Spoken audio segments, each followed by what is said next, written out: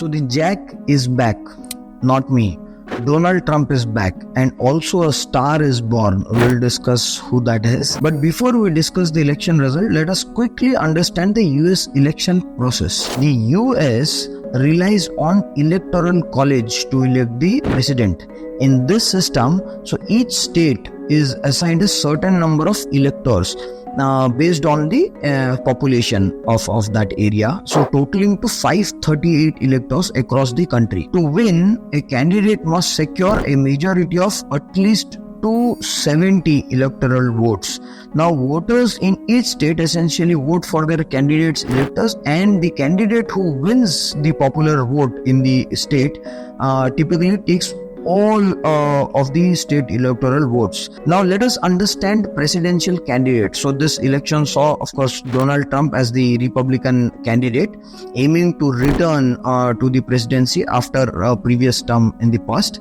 His primary opponent was from the Democratic Party, Kamala Harris. Trump's promises majorly include strengthening the economy through deregulation, securing borders, and boosting manufacturing in the US.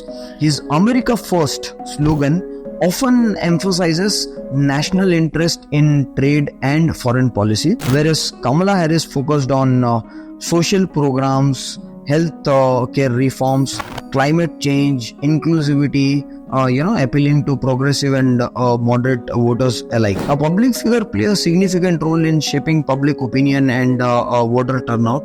We all know that.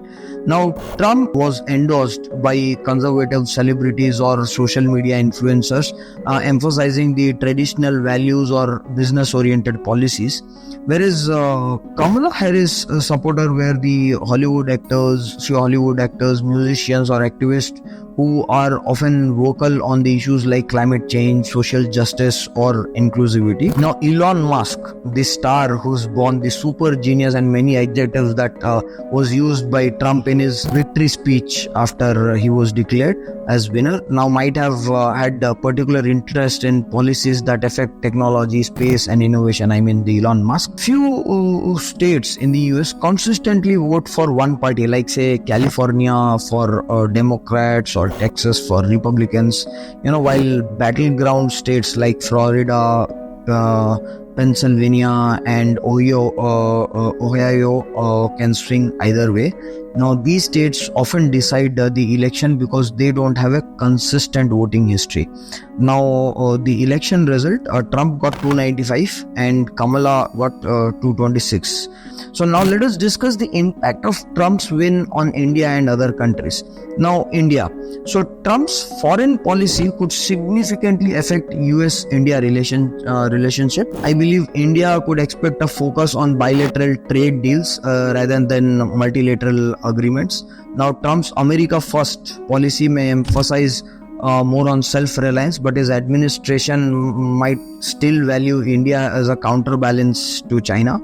Then the next point I feel is defense cooperation. So the US and India could deepen defense ties, especially given shared security concern in the Indo-Pacific region. Now, visas and immigration are also key concern. Now, Trump has often been vocal about tightening immigration laws, which could affect Indian professionals and students in the US, unskilled ones. Skilled, definitely they would want. And Trump's win could lead to continued economic and strategic competition with China, including trade restrictions and technology bans that will continue. Next is Europe and NATO. So European countries may experience tension over defense contribution to NATO, as Trump has previously urged NATO allies to increase their defense spending. Now, Middle East. So Trump's policies may focus on stabilizing US-friendly regimes and addressing energy interest, maybe potentially affecting global oil prices and alliances also. That is very important. Now, one more thing I wanted to discuss was climate and economy. So Trump's stance on climate change has leaned towards deregulation, which could impact global climate initiatives. Now, his economic policies may favor American industry and affect a global market, especially if there's an emphasis on import tariffs and trade regulations. So these are a few things I just wanted to discuss.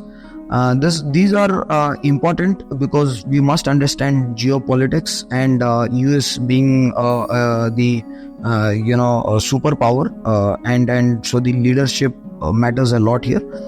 So I hope you like this insightful episode. So please do stay tuned for more such insightful video. Stay happy, stay healthy. Thank you.